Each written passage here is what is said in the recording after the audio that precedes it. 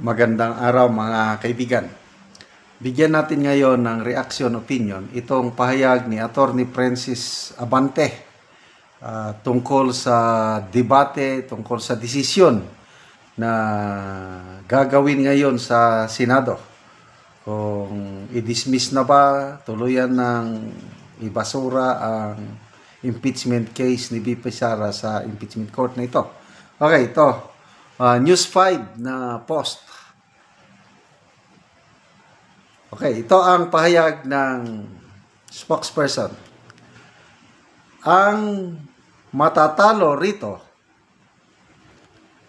hindi ang House, kundi yung taong bayan na nag-aabang sa trial for accountability and transparency.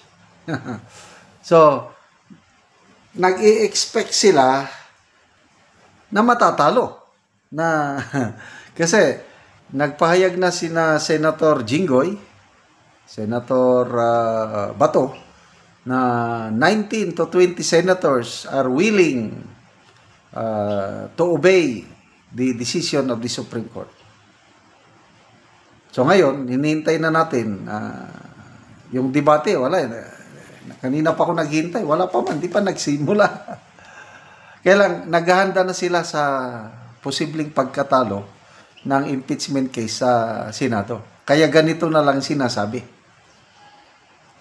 Hindi daw talo ang Kamara. Ang talo, taong bayan. Sino kaya yung taong bayan na sinasabi nilang matatalo?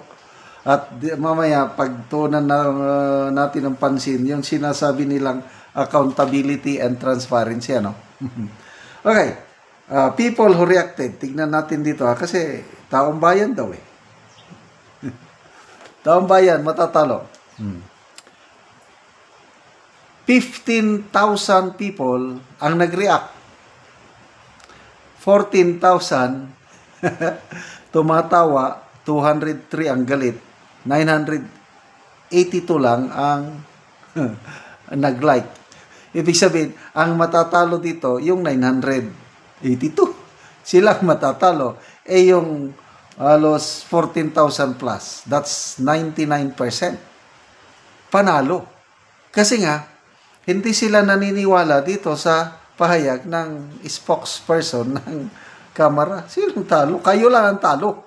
Plus, mga ilan-ilan ng mga kababayan natin na ibang pananaw, immediately executory na ngayong immediately executory yung decision. Nag-follow up, nag-remind ang Supreme Court kahapon through a press release na hindi maapektuhan yung desisyon kahit nag-motion for reconsideration ang Kamara. Immediately executory. Okay? So, yan. 90% tinatawanan ang Kamara. Okay, let's read the comments. Okay, mamaya na tayong comments. Yung sinasabi nila, trial for accountability and transparency. Oh, ano ngayon? Yung 410 billion na pera ng taong bayan yun. Isiningit nyo lang. Isiningit sa 2025 national budget.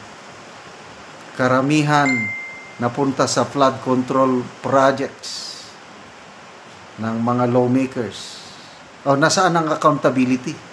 O, bakit nyo itinatago? O, sige nga. Yung hinahabol yung accountability, transparency ni VP Sara, magkano lang? 70 million plus lang yung may notice of disallowance. Grabe ang inyong standard. Sa inyo, billion-billion na mismo na ang Pangulo nagsabi, mahiya naman kayo. Tapos, pumalakpak pa. Mabuti na lang, mayroon tayong Congressman Toby Chanco. Sabi niya, hindi kami nahiya. Kasi nga, sila nang nag-iimbestiga sa sarili nilang, I don't know. O di ba, nag-ano na sila, mga sa kamara. Sinimulan na nila. Sila na ano, sabi ng Pangulo, iba ang mag-iimbestiga niyan. Hindi DPWH, hindi rin kamara. Kasi kayo ang na-involve. Lawmakers, insertions yun. Tapos kayo ang mag-imbestiga? Ano kayo? Maligaya? O, yun. Transparency, accountability ko, no? 410 billion. O ngayon, pumapayag na sila na tanggalin yung small committee na maggawa ng mga insertions sa bicameral. Ngayon, pumapayag na sila na makikita na ng taong bayan. Yan. Okay, tunay na. Transparency na ngayon. Kaya lang after 3 years na kung ano ang pinaggagawa sa budget. Okay, magbasa tayo sa mga comments. Alvin Torero, hoy, huwag mong idamay taong bayan. Okay lang kami. Kayong mga tauhan ng komunista ang mag-ayos. Tandaan nyo, ang presidente ngayon ay si Ngagba, hindi si BP Sara. Tatabong, huwag nyo kami idamay dyan. Kasi taong bayan eh. Castilyong Singsing, gayahin na lang tatay niya, mag-snap eleksyon. Oh, dito sa comments, poros negative. Rosalinda Berha, taong bayan sa imong mata, tayo lang dyan.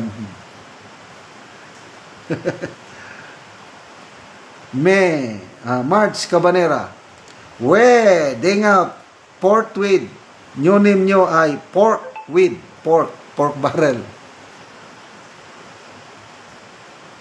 Don Heights, taong bayan is the Congress. So dito, Balondo, kung sa man gyud na si taong bayan, sige man ka apil. Evangeline Cantero, ambot kinsa ng taong bayan ninyo oy. Sinong taong bayan nila? Kakaunti. Yes, meron ding gustong-gustong matuloy ang impeachment, kailang kakaunti. Ito na lang, 15,000 na nag-react, 14,000 tumatawa. Yun, yung taong bayan na gusto ma-stop na ang impeachment dahil sayang ang panahon, sayang ang gastos, sayang ang lahat. Kakaunti lang ang taong bayan na matatalo kasama ninyo. Okay, salamat mga kaibigan sa inyong pagsubaybay sa ating channel. Nakakatulong kayo ng malaki sa tribong Talandi ng Bukidnon dahil ang sweldo natin sa channel na ito is pantulong natin sa tribo. Namimigay tayo ngayon ng mga libreng yero at pako para makapagpatayo naman ng mas maayos na tirahan ang tribong Talandi. Panoorin nyo ang video na ito. Nani ang natagaan o yero nga mag-atop na siya karon.